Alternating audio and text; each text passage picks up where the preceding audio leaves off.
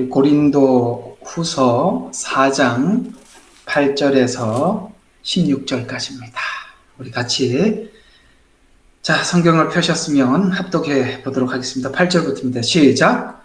우리가 사면에서 고통을 당하여도 괴로워하지 아니하며 당혹스러운 일을 당하여도 절망하지 아니하며 박해를 받아도 버림받지 아니하며 내전져져도 멸망하지 아니하며 항상 주 예수의 죽으심을 몸에 지니고 다님은 예수의 생명이 또한 우리 몸에 나타나게 하려 함이라. 살아있는 우리가 항상 예수를 위하여 죽음에 넘겨지는 것은 예수의 생명도 우리 죽을 육신에 나타나게 하려는 것이라. 그러므로 죽음은 우리 안에서 역사하나 생명은 너희 안에서 역사하느니라. 똑같은 믿음의 영을 가졌기에 기록된 바 내가 믿었으므로 말하노니라 한 것과 같이 우리도 역시 믿었으므로 말하노라. 주 예수를 살리신 그분께서 우리를 통하여 우리도 살리시며 또 우리를 너희와 함께 나타내시리라는 것을 아노니 모든 것이 너희를 위함은 많은 사람의 감사를 통해 풍성한 은혜가 하나님 영광에 넘치게 하려는 것이라. 이런 까닭에 우리가 낙심치 아니하노라. 오히려 우리의 겉사람은 썩어질지라도 우리 속사람은 날마다 새로워지나니 이는 우리가 잠시 받는 가벼운 환난이 우리를 위하여 훨씬 뛰어난 영원한 영광의 비중을 이루어가기 때문이라. 우리가 바라보는 것은 보이는 것들이 아니요 보이지 않는 것들이라. 이는 보이는 것들은 잠깐뿐이지만 보이지 않는 것들은 영원하기 때문이라. 아멘. 그냥 이렇게 읽어만 봐도 마음이 웅크하죠. 설교 안 하고 그냥 이걸로 끝낼까요?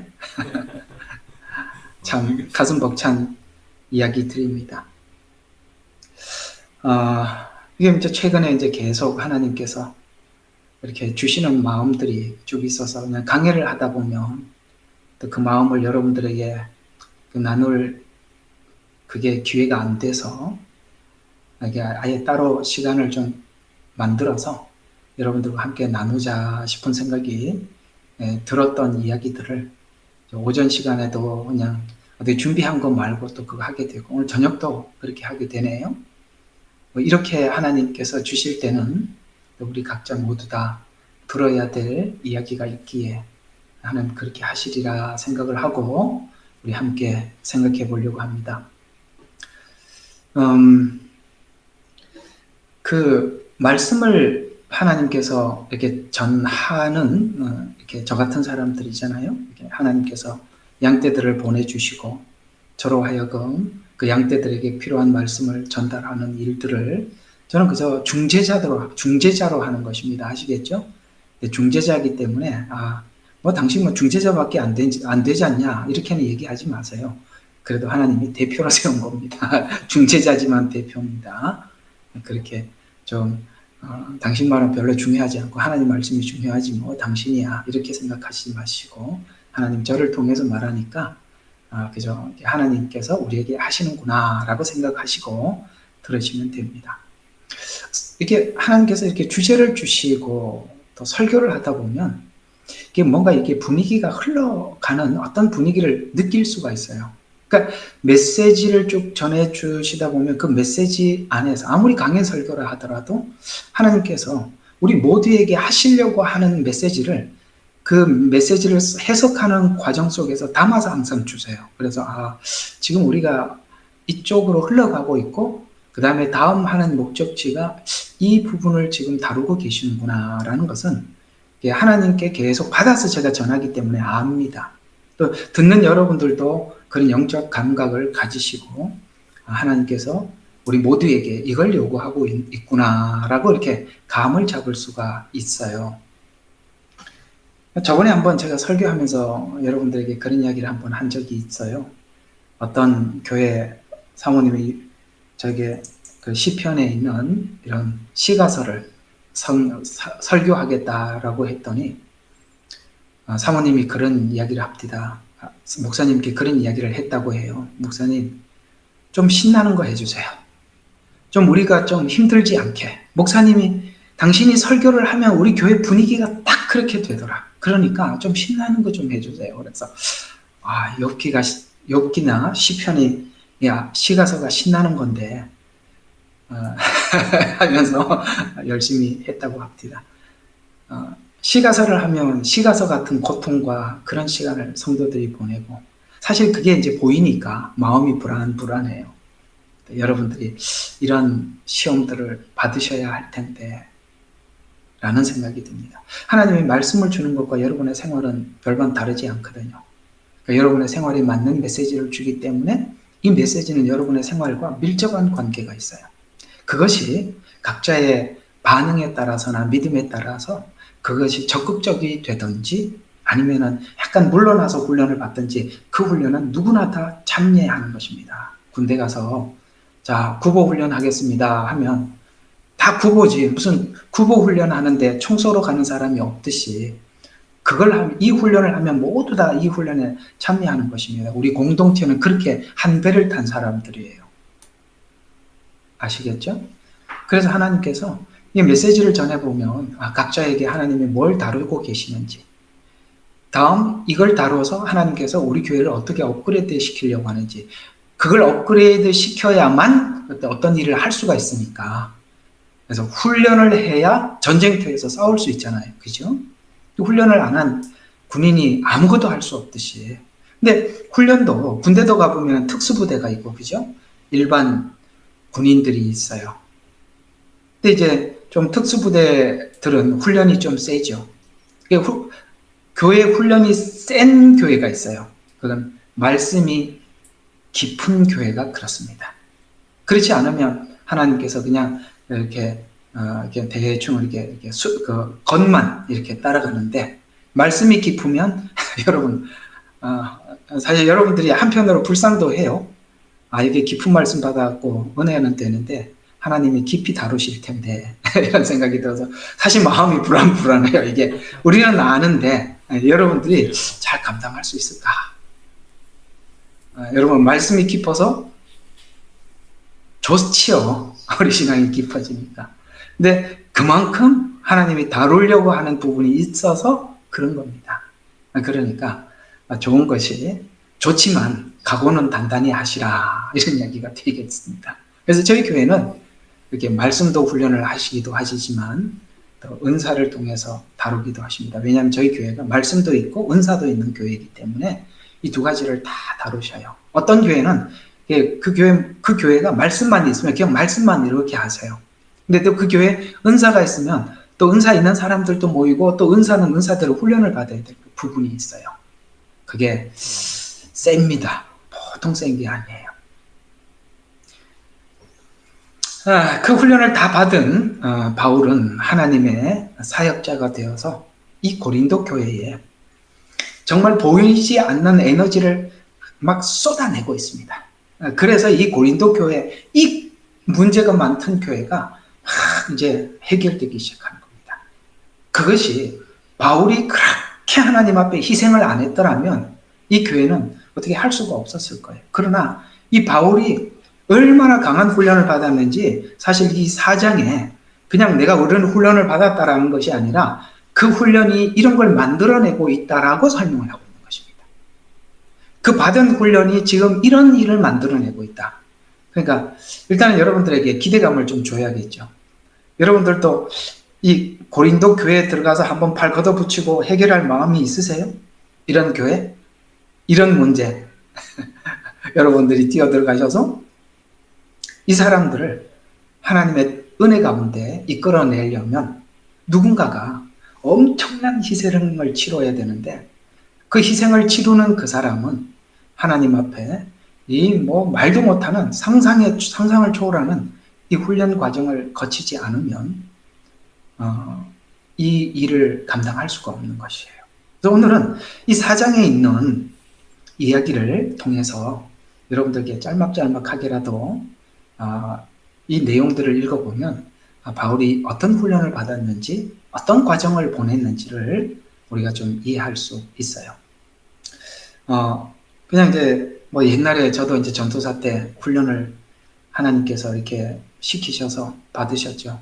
저는 제가 모셨던 목사님이 군대에서 2등을 한 적이 없는 교관이었습니다. 그분이 목사님이 되셨어요. 자기 부대가 2등을 한 적이 없어요. 근데 이제 하나님께서 저를 이제 전도사로 이제 그 교회 가니까 이제 전도사 때는 훈련을 받는 거니까 훈련생이라고 생각하고 많은 부대원을 훈련시키는 게 아니라 한 사람을 저하고 사모님을 훈련시키는데 정말 반 잡더라고요.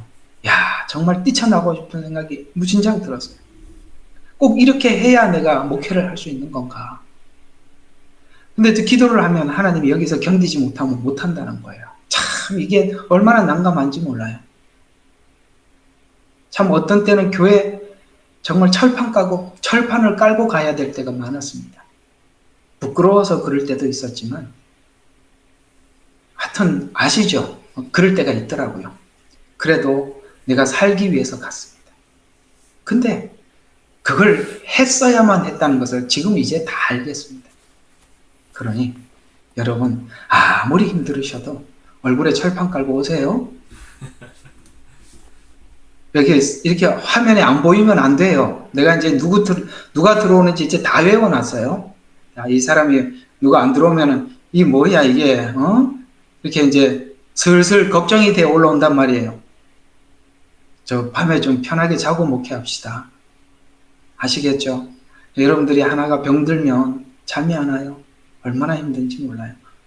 여러분들은 뭐 아무렇지도 않겠지만 원래 애들이 아프면 부모는 뜬 눈으로 밤을 새우는 겁니다. 이런 마음도 여러분들 같이 좀 알아주셔서 함께 해줬으면 좋겠어요. 자, 우리 4장에 한번 쭉 봅시다. 자, 우리가 자비를 얻은 것과 같이 이 직분을 받았으니 우리는 낙심치 아니하노라. 자, 자비를 받아서 직분을, 이게 무슨 말입니까? 바울은 길 가다가 예수님을 만났죠. 그리고 복음을 받게 되고 예수님을 영접하고 이방인의 사도라고 하나님께서 말씀해 주셔서 그런 이방인의 사도가 되어서 정말 일평생 하나님을 위해서 헌신했습니다. 그래서 나는 구원받을 자격도 없고 직분을 받을 자격도 없는 내가 구원도 받고 은혜를, 그러니까 구원도 받고 직분을 받았다. 그래서 자비라고 표현합니다. 구원도 자비, 직분을 받은 것도 자비. 저도 똑같아요. 네, 저도 그저 그런 사람입니다. 똑같은 사람이에요. 그래서 이 직분을 받았으니, 자, 그 뒤에 말을 잘 들어봐요. 낙심치 아니하노라. 그러니까 이게 하나님의 일을 하는 사람들이 제일 이게 걸리는 함정이 뭐냐면은 낙심이에요. 이게 낙심치 아니하노라 이런 말이 나오잖아요.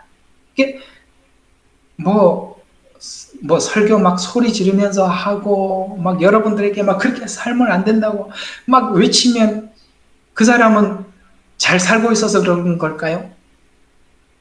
그렇게 외치고 나한테 외치고 있는 겁니다. 여러분들 외치면서 저한테도 같이 외치는 거예요. 얼마 전에 제가 유튜브 보니까 특이한 제목이 있어서 제가 한번 봤어요. 어떤 목사님이 목회를 내려놨어요.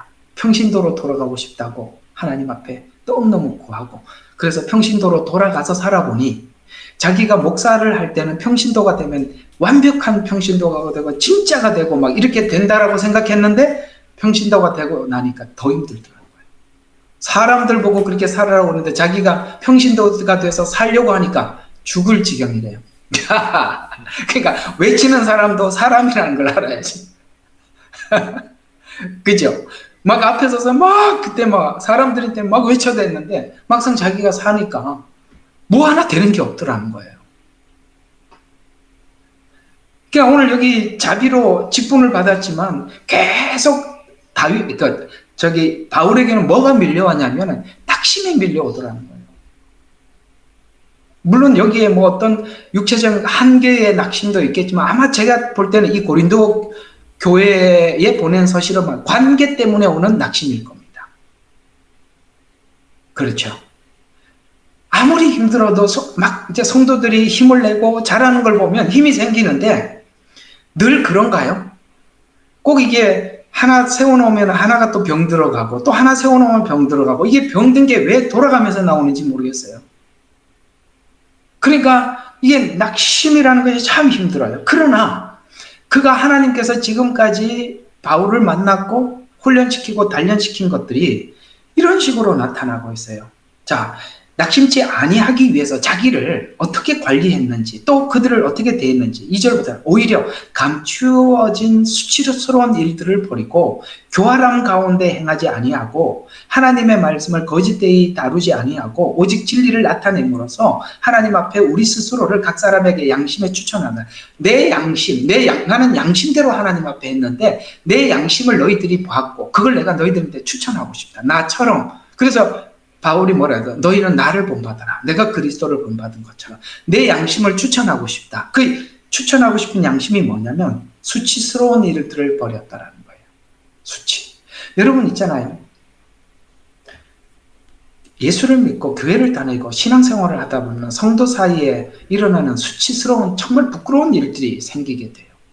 근데 그 수치를 넘어가지 않으면 사단이 그 수치스러운 일로 인해서 사람들과의 관계를 파괴시키고 거기에 오랫동안 자존심에 매몰돼서 장시간을 보내게 만들어요. 근데 우리가 하나님 앞에서 구원을 받았고 하나님 앞에 신앙생활을 하기 때문에 우리는 다 도찐깨찐이에요. 저도 특별히 거룩하지도 않고 사모님도 거룩하지도 않아요. 다 우리 같은 고민을 하고 있고 같은 어려운 형편 속에서 함께 신앙생활을 하고 있는 것입니다. 우리가 꺼내놓지 않아서 그렇지 수치스러운 일들이 누구나 있는 겁니다. 그 수치스러움이 수치스러움으로 느껴진다는 것은 자존심이 살아있기 때문에 수치스러움이 남아있는 거예요.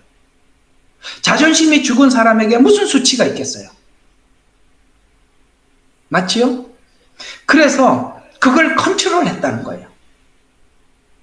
여러분 부끄러워도 여러분이 살기 위해서 사십시오. 여러분의 영이 살기 위해서 하나님 앞에 그냥 이런 것들은 극복해야 될 일이에요. 극복해야 돼요. 넘어가야 돼요. 감수해야 된다면 감수해야 돼요. 그래서 아무리 창피하고 아무리 부끄러워도 저는 여러분들이 뻔뻔하게 나와서 화면 켜고 눈 딱 뜨고 보기를 바랍니다. 그렇다고 해서 숨지 마세요. 그래서 수치스러운 일들을 버리고 교활한 가운데 행하지 않고 그러니까 술수를 쓰지 않았다는 거예요. 자기 수치를 감추기 위해서 이런 수를 쓰고 저런 수를 쓰고 자기 이미지 관리하기 위해서 이렇게 하고 저렇게 이걸 안 했다는 거예요. 이런 모습들을 봐라. 이건 나 너희들한테 추천하고 싶은 거다. 어때요? 얘기 들어보니까 추천 받을 만 하지요? 예, 추천 받으셔야 돼요.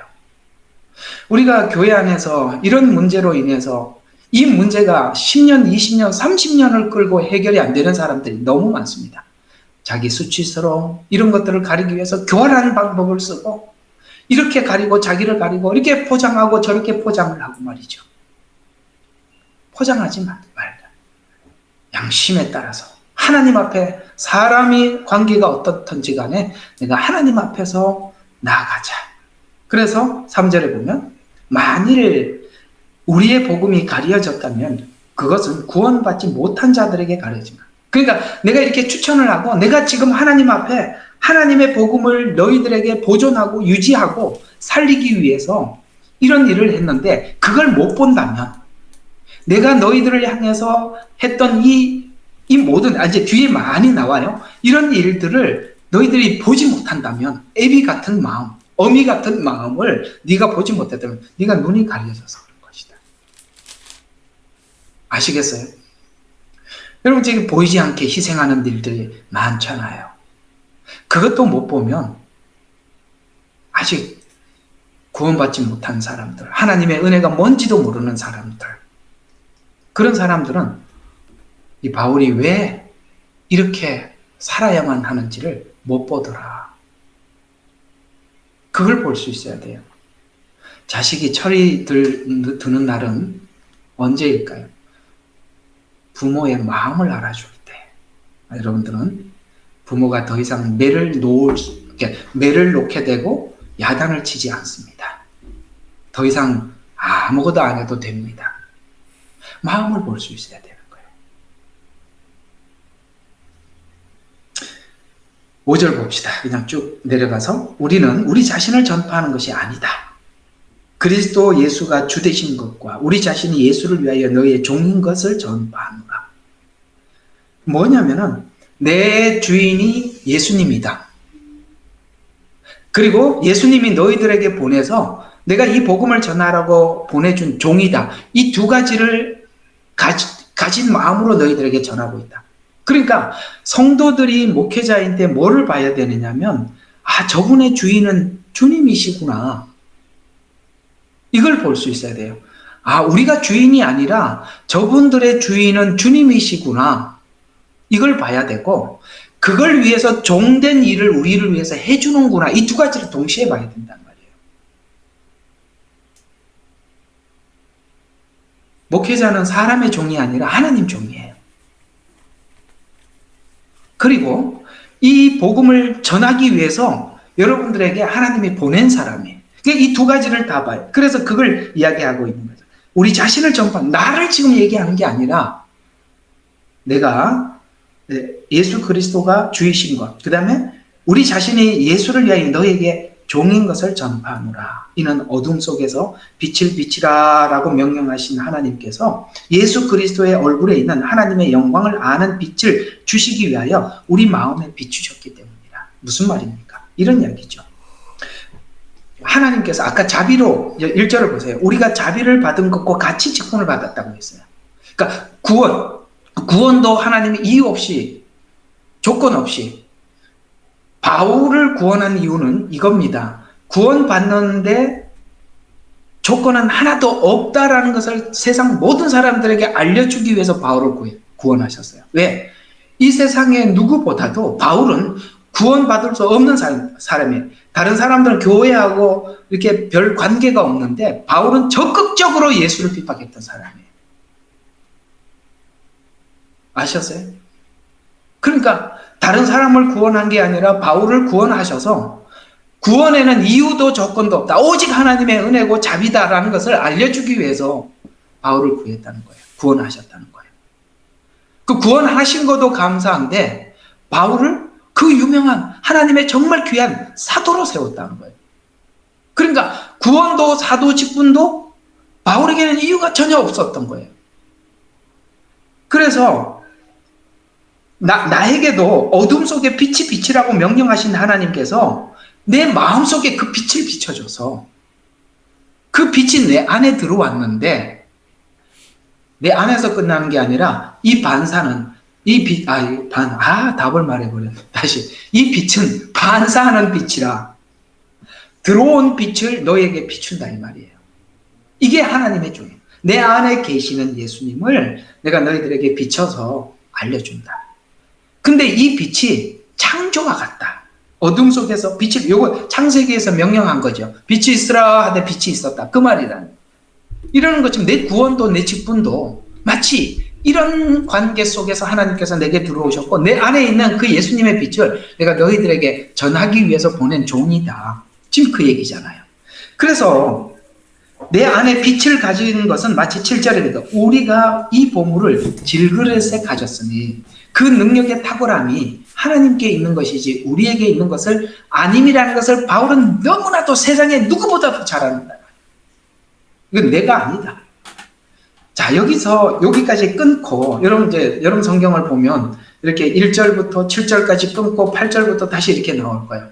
일단락이 끊어지는데 이 일단락이 끊어지는 이 말에 어떤 의미를 담아서 7절에서 이렇게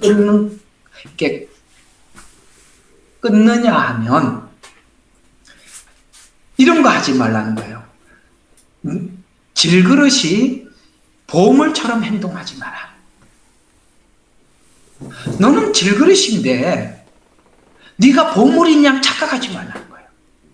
하나님께서 우리에게 뭘 주시든 말씀을 주시든지 은사를 주시든지 뭘 주시든지 너를 나타내. 너는 그릇에 불과하고 네 안에 있는 빛과 오늘 여기 빛 여기 본문대로는 보물을 보이라고 했는데 그릇이 내가 빛인데요 이렇게 쫓아가니까 사람들이 너는 질그릇인데 어떻게 빛이라고 하느냐. 그래서 사람들이 가서 놀라는 거예요. 아시겠어요? 우리의 삶을 통해서 예수가 빛이 드러나야 되는데, 그렇죠? 근데 그러신 자기가 가서 내가 빛이라고 하니, 사람들이 보니까 아닌데 그렇다고 그러니까 참 이 아이러니한 일이죠. 여러분, 근데요, 하나님은 그 빛을 드러내라고 자꾸 우리 그릇을 깬답니다. 그릇이 깨져야 빛이 보이니까. 그래서 바울을 깨고 있어요. 그래서 계속 두들겨 깨는 거예요. 근데 이 고린도 교인들은 자기 자랑하느라고 바빠요. 근데 바울은 자기 자신을 깨트려서 자기 속에 있는 예수님을 자꾸 비춰줌으로 인해서 여기 있는 고린도 교인들로 하여금 부끄럽게 만드는 거예요. 자기만 얼굴을 나타내고 자기만을 자랑하려고 하는 이 고린도 교인들로 하여금 바울은 보세요. 고난을 당해도 괴로워하지 않아요. 막 고난을 당하면 고린도 교인들은 막 하나님 왜 고난을 주냐고 막 이러는데 이상하게 우리는 다 고난을 당하면 너무 힘든데 이상하게 바울은 고난을 당하는데 괴로워하지 않아요. 괴로워하지 않는 이유가 뭐냐라고 물으면 내 속에 있는 예수님을 소개하는 거예요. 그게 빛이라 이 말이에요. 그래서 하나님이 빛이 드러나기 위해서 고난을 막 주는 거예요. 어때요? 하나님이 어디로 몰고 가시는지 아시겠어요? 고난을 받았을 때 다른 사람들하고 다르게 살으라는 거예요. 근데 고난을 받아야만이 빛이 드러나니까 하나님께서 계속 고난 가운데 처하게 만든 거예요. 그런데 고난을 당하니까 괴로워하지 아니하고, 자, 그 다음에 당혹스러운 일을 당하여도 절망하지 않고, 박해를 받아도, 이거 이제 박해를 받아 버림받지 아니하고, 이제 제가 좀 설명하려고 하는 부분은 좀 다른 부분이니까 한번 다 읽어봐요. 내던져져도 멸망하지 않고. 자, 여기 8절과 9절에 있는 이야기는 이런 이야기입니다. 여러분, 고난을 당하면 사람이 괴로워하는 게 정상이죠. 또 한번 보세요. 갑자기 막 당혹스러운 일을 만나면 절망하죠. 그럼 사단의 목적은 뭘까요? 당혹스러운 일을 줘서 절망하게 하는 거죠. 하나님은 이 절망을 통해서 자라기를 원하고 사단은 절망에 머물렀기를 원하는 거예요. 근데 그걸 넘어가고 뛰어넘는 바울을 사람들로 하여금 하나님께서 바울을 막 이렇게 해도 바울은 이렇게 일어서고 저렇게 해도 이렇게 일어서 버리니까 똑같은 일을 당하고 있는 사람들로 하여금 야, 이렇게 하면은 보통 사람들이 당혹스러운 절망해버리고 박해를 받으면 버림을 받고 내던져지면 멸망하지 않고 막 이렇게 사람들이 막 이렇게 가야 정상인데 바울을 하나님께서 막 굴리는 거예요. 우리 표현을 하면. 막 이리 굴려도 속에 있는 게 튀어나오고 저리 굴려도 튀어나오는 거예요. 이 자리라고, 이 자리. 바로 하나님께서 이 목적을 가지고 훈련을 하시는 거예요. 저는 여러분들이 이 훈련에 적극 참여하기를 원하고 그리고 이 자리에까지 올라가기를 원합니다. 진심입니다.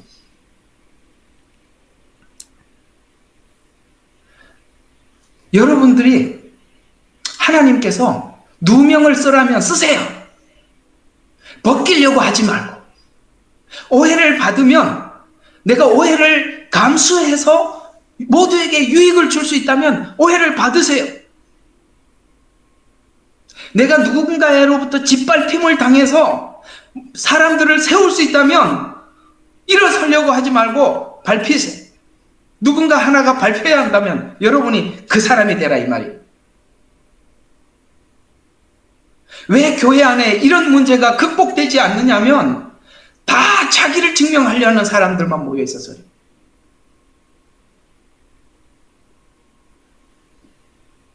진짜가 되려면 그걸 해야 돼요.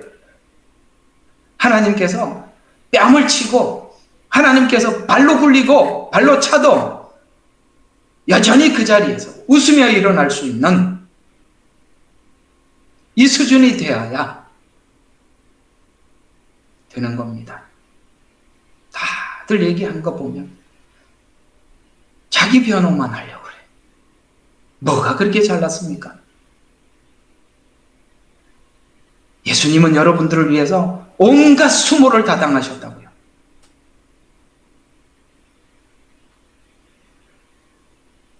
여러분, 그 십자가 위에서 옷을 발가벗겨 놓고 창조 주신 하나님이 그 수치와 모욕, 침 뱉고 뺨을 치면서 누군지 맞춰봐라. 이게 애들 조롱하는 것도 아니고 말이죠.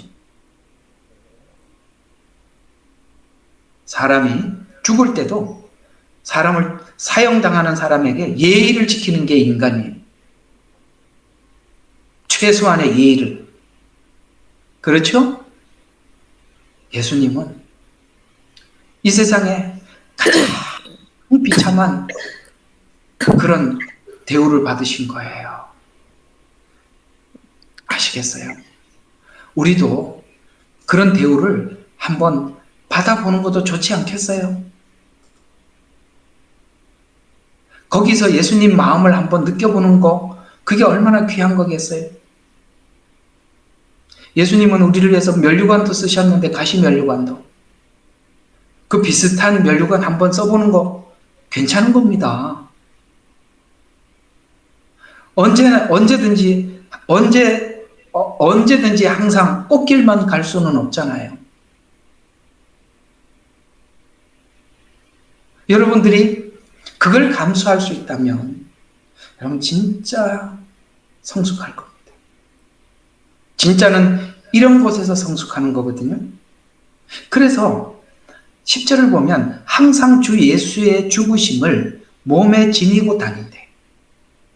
그러니까 바울은 그냥 하나님께서 아무리 어떻게 굴려도 그냥 이렇게 굴리면 이렇게 굴러가고 저렇게 굴리면 저렇게 굴러가고 땀을 치면은 웃고 이랬던 거예요. 담임은 예수의 생명이 또한 우리 몸에 나타나게 하려 함이라. 어디로 나타나? 말로 나타나는 게 아니라 몸으로, 삶으로 나타나게 하려고. 말이야, 청산유수같이 얼마나 잘할 수 있겠어요? 말 잘하면 믿음이 좋은 게 아니라 몸에서 그 빛이 나타나면, 몸에서 예수님의 향기가 나야 되는 거예요. 그러므로 살아있는 우리가 11절 항상 예수를 위하여 죽음에 넘겨지는 것은, 알았죠? 이게 이제 로마서 12장 1절에 보니까 하나님 앞에 거룩한 산제사로 지리라, 그 말이죠. 살아있는 우리가 항상 예수를 위하여 죽음에 넘겨지는 것은 예수의 생명도 우리의 죽을 육신에 나타나라는 것이라. 그러니까 살아있는 우리가 죽음에 넘겨진다는 것은 지금 예수님께서 죽음에 넘겨지기 직전에 어떤 일이 있었어요? 직전에 밤중에 말도 안 되는 재판을 받으셨죠. 그죠? 여러분, 사람을 중간에다 세워놓고 저 사람 사형 선고 내리기 위해서 저 사람의 죄를 좀 찾아봐라, 이런 재판이 세상에 어디 있어요? 그리고 재판이 밤중에 하는 재판이 어디 있습니까?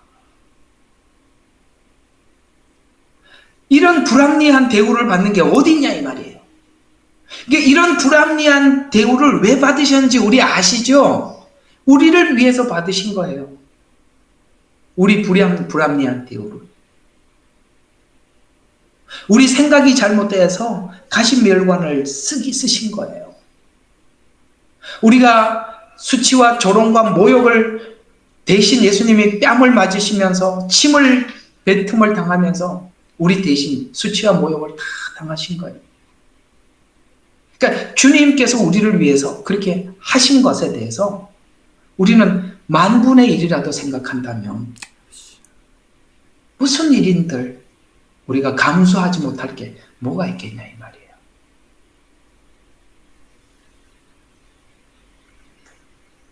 그래서 바울이 이렇게 산 바람에 이 고린도 교회가 어떤 은혜가 있었는지 12절 보세요. 그러므로 죽음은 우리 안에서 역사하고 생명은 너희 안에서 역사하느니라. 자, 죽음은 누구 안에서? 바울에게 계속. 그러니까 이 바울을 깨트리니까 예수님의 빛이 자꾸 나와. 그러니까 그 빛, 생명의 빛이 촥촥 전달되는 거예요. 우리가 이렇게 살아가는 삶을 통해서 생명의 빛을 비춰준다는 것이죠. 그래서 그 생명의 빛을 어떻게든지 비출 줄 아는 사람들 하나님 계속 죽음에 넘겨지게 만드는 거예요. 질그릇을 깨트리는 거예요.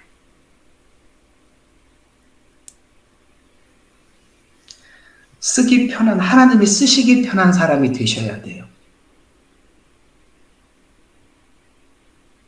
뭘 시키면은 이래서 안 돼요. 저래서 안 돼요. 그런 사람들은 여러분들 자주 불러요, 안 불러요? 여러분 이제 사장이야. 직원들이 여럿이 있어요. 뭐 하나 누구인데 뭘 시키고 나면 이것도 불평이고 이래서 안 되고 저래서 안 되고 이렇게 하면은 이렇고 그러면은 시키겠어요, 안 시키겠어요? 얼마나 부탁하기가 불편하겠어요.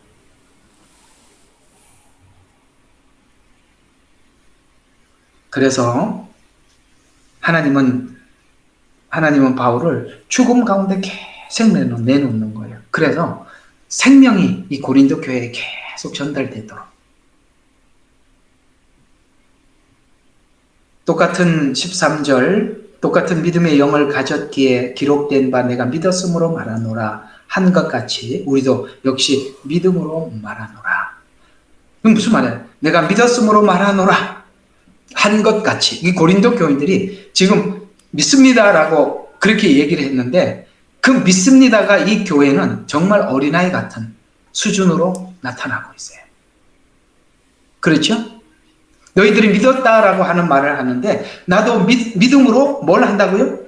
역시 한 것 같이 우리도 역시 믿음으로 말하노라. 믿음으로 말을 어떻게 하고 있는 거예요? 삶으로 하고 있는 거예요. 이 고린도 교회들은 말로 믿는다고 하고 있고 바울은 행동으로 믿는 걸 보여주는 거예요. 이게 야고보서 이야기 아닌가요? 맞지요? 야고보서가 뭐라 그래요? 너희들이 믿음이 있노라 하고 말을 하면서 행함이 없으면 그건 죽은 믿음 아니냐. 이 이야기 아니겠어요? 14절에 보니까 주 예수를 살리신 그분께서 예수를 통하여 우리도 살리시며 또 우리를 너희와 함께 나타내시리라는 것을 아노니 내가 이렇게 해서 결국은 너희들이 내가 이렇게 삶으로 인해서 그리스도의 빛을 너희에게 비추게 되고 결국은 하나님께서 너희들을 구원하셔서 하나님께서 우리를 너희와 함께 나타내시라는 것을 아노니 언젠가는 너희들도 완성될 것이고 주님 앞에 설 날이 있을 줄 안다. 그때까지 내가 끊임없이 하나님께서 부르신 종으로서 하나님의 사람 내 안에 있는 그리스도를 이렇게 몸소 삶을 실천하면서 그 빛을 계속 전해주고 있다. 그래서 이제 또 이렇게 얘기합니다. 모든 것이 너희를 위함은 많은 사람의 감사를 통해 풍성한 은혜가 하나님의 영광에 넘치게 하려는 것이라. 야, 여기서부터 이제 위로가 되는 이야기입니다. 이제 바울이 이렇게 살아서 성도들이 그 은혜를 알고 하나님께 감사할 때 뭐가 돼요? 감사를 통해서 풍성한 은혜가 하나님의 영광에 넘치게 하려는 것이라. 보람이 뭐예요? 이렇게 살아서 성도들이 변화되고 하나님 앞에 감사하게 되고 은혜를 알게 됨으로써 바울에게는 그것이 위로가 되더라고요. 여러분들이 변화되고 자람으로써 저희들에게는 말할 수 없는 위로가 되는 것처럼 말이죠. 그래서 그 뒤에 이렇게 얘기하고 있습니다. 자, 낙심 이야기가 또 나오죠. 누구 때문에 낙심하지 않아요? 자, 첫 번째는 1절에는 뭐 때문에 낙심하지 않아요? 하나님께서 거저주시는 직분이라. 그래서 내가 계속 이렇게 삶으로 사는 거예요. 그래서 살았더니 성도들이 어떻게 됐어요?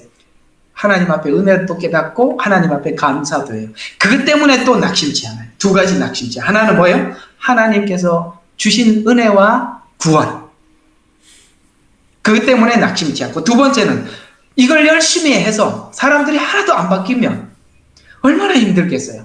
야, 근데 너희들이 바뀐 것 때문에 나도 이래. 그게 두 가지 때문에. 그래서 우리는 그런 게 있는 거예요. 뭐 다 앞뒤가 다 막혀도 하나님께서 주신 직분이니까 가자. 그래서 낙심치 않고 또 이렇게 가다 너무 힘들다 보면 성도들이 변화되는 걸 보고 낙심치 않게 만들고 그래서 쭉 가게 만드는 거예요. 왜 이런 낙심이라는 말이 나오는지 아시죠? 여러분, 바울도 기계가 아닙니다. 감정을 가진 인간이. 그래서 하나님께서 낙심치 않게 해주시더라. 이런 가득에 우리가 낙심치 아니하노라. 오히려 우리의 겉사람은 썩어질지라도 우리의 속은 날마다 새로워지나니. 여러분, 이렇게 살면 여러분들은 겉은 세월이 지나면 썩어져 가겠죠. 그러나 이 상황을 극복하고 승리하고 여러분들이 이 시험을 뛰어넘어서 살면 여러분의 속사람이 자란답니다. 새로워진답니다. 아시겠죠? 이걸 안 하면 우리 속사람이 자라질 않아. 해야 돼. 나는 여러분들에게 계속 시편이나 이런 메시지 주는 거 보고 이 사람들 도대체 어디까지 훈련시키려고 하나, 이게 보통 이야기는 아니거든요. 그래서 내가 속으로 이거 이 양반들 이거 알고 듣나? 이거 하나님 하면 이거 말만 하는 거 아닌데 이게 하나님 말만 하는 게 아니에요. 요새 은사하니까 은사 가지고 하나님도 훈련시키고, 말씀하니까 말씀 보고 훈련시키고, 하나님 다 하시더라고요.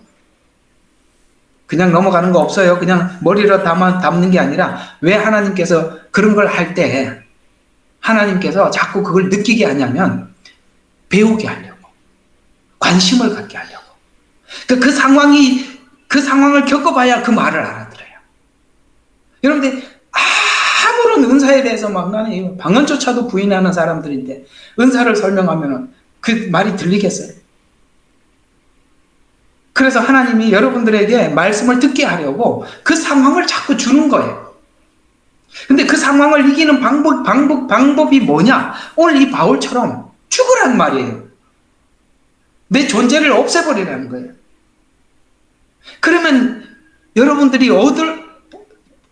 겉사람은 후패하지만 속사람은 새로워지고 성숙하는 거예요. 속사람이 강해진다는 말이에요. 그러면서 이런 이야기를 합니다. 이는 우리가 잠시 받는 가벼운 환난이 우리를 위하여 훨씬 뛰어난 영원한 영광의 비중을 이루어가기 때문이라. 하나님은 잠시를 통해서 영혼을 주시는 거예요. 여러분들이 이렇게 하나님 앞에 만들어지고 또 주를 위해서 오늘 여기 보니까 고난을 당하기도 당혹스럽지 않고, 그 다음에 당혹스러운 일을 만나 절망하지 않고, 이런 것들이 그 영혼들에게 엄청난 영향을 끼치잖아요. 그것이 모두가 뭐가 되느냐면 상급이 되는 거예요.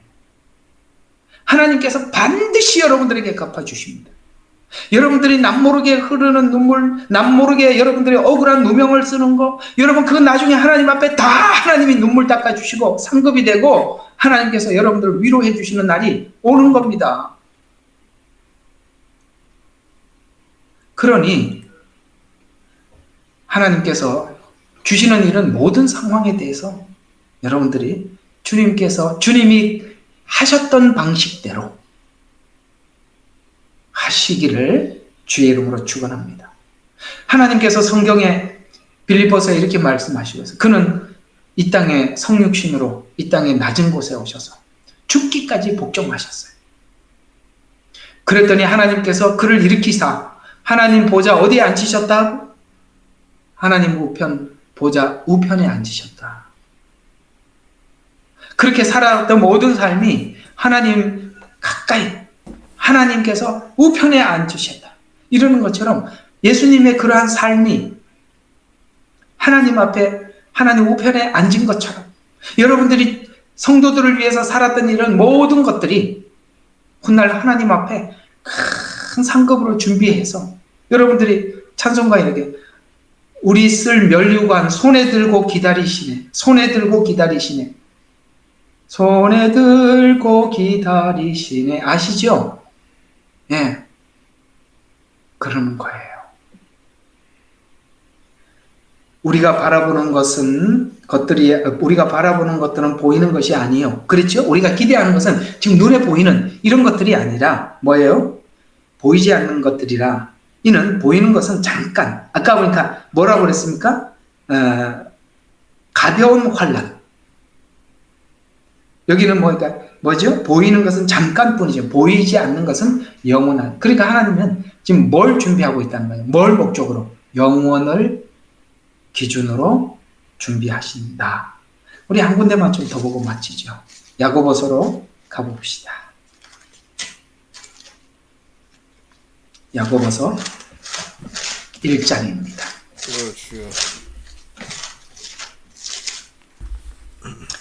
자, 1장에 보면 13절, 12절부터 한번 보시죠.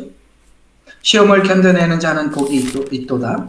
이는 그가 시련을 거친 후에 주께서 자기를 사랑하는 자들에게 약속하신 생명의 멸관을 받을 것이기 때문이라. 여기 딱 나와 있죠.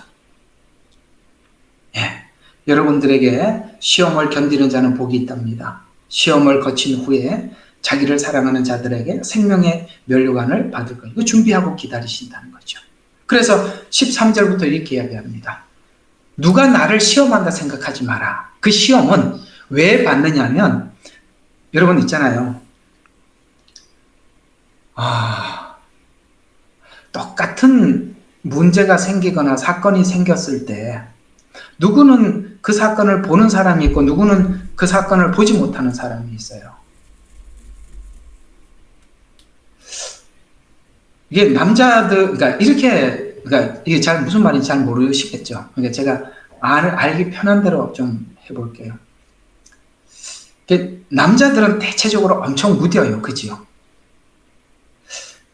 이제 생각이 납니다. 옛날에 남자 여자 몰라, 여자 남자 몰라. 그래, 그게 제목이 뭔가 했더니 그 남자 셋 여자 셋 시트콤이었어요. 이거지. 여자가 셋이 모이면, 둘이 모이면 괜찮은데 셋이 모이면 그 남자 셋 여자 셋. 그래서 그 여성 심리학자들이 그걸 시트콤을 만들어서 여자에 대해서 알아라 라는 의미에서 그걸 만들었다고 해요. 나중에 그 제작진들이 이야기를 합니다. 근데 남자들은 이제 거기 보니까 이런 여자가 질문을 해요. 사귀는 두 커플이. 뭔가 이렇게 막 이렇게, 이제 여자 친구하고, 그러니까 여자 둘, 그러니까 자기가 사귀는 여자와 여자 친구하고 이제 사귀고 있는 남자하고 이렇게, 그러니까 여자 둘은 친구지만 이쪽은 이제 이렇게 제가 잘 이렇게 이해가 가요? 여자 둘, 남자 하나, 이렇게 둘은 사귀는 관계고 하나는 여자 둘이 친구야. 근데 이 남자가 나는 남자로서 몰랐어요.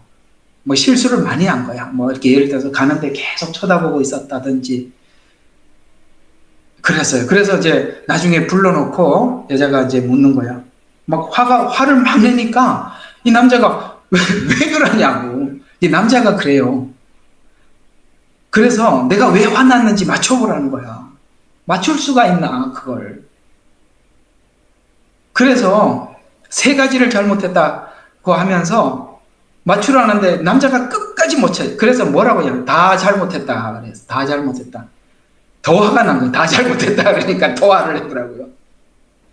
근데 이제 여자가 딱 집어내는 걸 보니까 남자들은 하나도 관심이 없는 거. 그걸 어떻게 집어내? 그때 그렇게 했지, 행동을. 남자가 내가 그랬나 생각이 안 나는 거예요. 왜 여자는 같은 여자, 아까 그 얘기를 보면 왜 그 사람은 그걸 여자는 볼까요? 그 부분에 관심이 있고 같은 성향이니까 그러는 거예요. 같은 성향이니까. 같은 여자니까 그게 보이는 거예요. 이게 무슨 이야기냐면 여기 오늘 이 본문의 이야기가, 이 본문이 그 얘기예요. 여기 보면 누가 시험을 받을 때 하나님이 시험한다고 말하지 마라.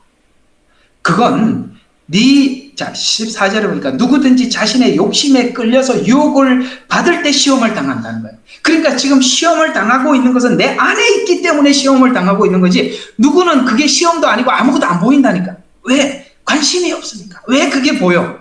그게 있으니까 보인다는 거예요. 왜 부딪혀, 둘은? 그게 있으니까 부딪힌 거야. 성향이 같으니까 부딪히는 거예요. 성향이 같으니까 너무 잘 보는 거예요. 근데 누구는 그게 시험도 안 돼. 왜? 그건 내 안에 없는 거거든요. 그러니까 여러분들에게 찾아오는 모든 시험은 여러분에게 있는 거예요. 하나님이 일부러 하는 게 아니라 이 말이에요. 여자가 여자의 행동을 다 알아보듯이 남자가 어떻게 알겠어? 나는 그것도 나 세 가지 잘못했다는데 나 아무리 봐도 모르겠더라고요. 나도 모르겠더라고. 근데 나중에 얘기하는 거 깜짝 놀랐어요. 야, 저런 것도 관찰하는구나. 깜짝 놀랐어요. 놀랬습니다, 진짜. 남자들은 아무 생각 없는데, 와, 그래서, 야, 이게 다 정말 남자하고 여자가 다르구나. 그런 생각을 한 적이 있었어요. 내가 어쨌든 여러분들 이해가 되게 하기 위해서 이 말을 여러분들에게 이렇게 비유를 했지만 알아들으셨죠? 하나님이 뭘 일부러 시험하는 게 아니라 지금 여러분들에게 시험거리는 전부 다 여러분 안에 있는 문제라 이 말이에요. 여기 뭐라고 이야기해요?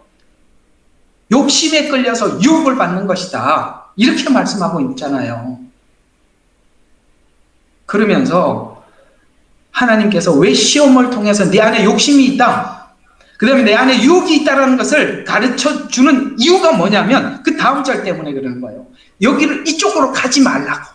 그 15절이니까 욕심이 잉태하면 뭐가 나요? 여러분 임신하면 출산을 해야 될 거 아니에요. 속에서 자란다니까요. 그래서 욕심이 잉태하면 죄를 낳고 죄가 장성하면 사망을 낳기 때문에 이 문제로 어디까지 간다? 사망까지 간다. 그래서 하나님께서 애초에 자르기 위해서 그 시험을 통해서 네 속에 뭐가 있는지 보여주고 있다. 이런 이야기잖아요. 하나님이 우리를 시험하는 게 아니에요. 그 원래 내 안에 있던 거라고.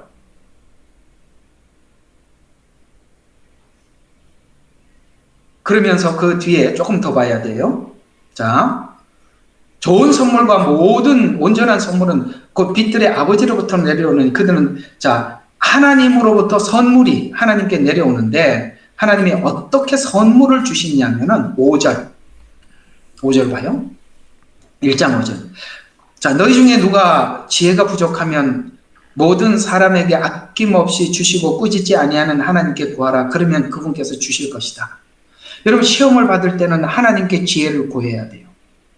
하나님 왜 주시는 겁니까? 어떻게 해결해야 되는 겁니까? 그렇게 하나님은 딱 답을 준비하고 기다리고 있단 말이에요. 하나님께 지혜를 구하면 그때 하나님 앞에 기도를 하면 하나님께서 가르쳐 주셔요. 이건 네 안에 이런 문제가 있는 거고 이 문제는 이렇게 극복하고 그렇게 하나님 계속 알려주시는데 그때 사단이 기도하고 하나님께 지혜를 못 받도록 감정이 훅 올라오기만 기도 자리로 가는 게 아니라 당장 찾아가서 따지러 가고 쫓아가면 사단이 원하는 쪽으로 가는 겁니다. 여기에 우리는 두 갈림길 앞에 서 있는 것입니다. 하나님께 물어보세요. 하나님이 지혜를 주실걸요? 하나님이 다 준비해놓고 기다리고 있다 그러잖아요. 그래서 지혜가 부족하면 아낌없이 주시고 꾸짖지 않냐. 그러면서 하나님께 구하라. 그러면 그분이 주실 것이다. 오직 믿음으로 구하고 아무것도 의심하지 마라. 아시겠어요? 하나님께 지혜를 구하면 의심이 떠나가요. 하나님이 주신 방식대로 하면 의심이 들지라. 그냥 하나님의 방식대로 하면 아름다운 열매가 맺는 거예요. 두 마음을 품지 마라. 하나님 주신 지혜대로만 가라. 두 마음을 품어가지고 이럴까 저럴까 하면 끝이 없다. 자, 오늘은 여기까지만 좀 말씀을 드립니다. 많이 이제 알아들으셨죠? 하나님 우리에게 말씀을 주시는 것은 여러분들의 삶을 통해서 그리스도의 빛을 나타내라고 주시는 것입니다. 그래서 하나님이 사건을 여러분들에게 자꾸 만들 거예요. 그죠? 자꾸 이렇게 말씀을 받으니까 여러분의 삶에서도 이거 뭐 옛날보다 좀 다른 무게의 시험거리가 찾아올 겁니다. 저는 왜 하나님께서 이 종말에 이렇게 하실까? 여러분 빨리 성숙해야 되기 때문에 그렇습니다. 머뭇거리지 마시고 거기에 적극적으로 대비하셔서 하나님께서 목적하시는 그런 것들을 여러분이 즉각적으로 적극적으로 반응하십시오. 그래서 여러분이 속히 성숙해가는 이 원리를 모르면 이 문제가 10년 걸릴지 20년 걸릴지 알 수 없어요. 그러나 알면 우리가 나갈 수 있는 것입니다. 지혜를 구하시면 여러분에게 잠언이 생길 겁니다. 그럼 여러분들은 참 지혜로운 사람이 되셔서 오늘 이 바울이 처신한 것처럼 이렇게 처신함으로써 이 고린도 교회가 바울로 인해서 구제받을 수 있었던 것처럼 여러분에게 여러분의 영향력이 누군가에게 아름답게 흘러가기를 주님의 이름으로 축원합니다. 우리는 역사상 가장 중요한 시점을 지나고 있습니다. 하나님께서는 하나님의 일을 하시기 전에 사람을 준비시키셨음을 우리가 알고 있습니다. 하나님 말씀은 마지막 때에 대추수, 대부흥의 때가 있다고 분명히 예언하고 있습니다. 아멘. 하나님의 말씀이 그대로 성취될 것을 믿습니다. 예레미야 눈물은 잠자는 교회와 영혼을 깨우기 위해 노력하고 있습니다. 이 가슴 뛰는 일에 함께 하길 원하시는 분은 카카오 채널로 연락 주시기 바랍니다. 당신은 위대한 하나님의 사람입니다.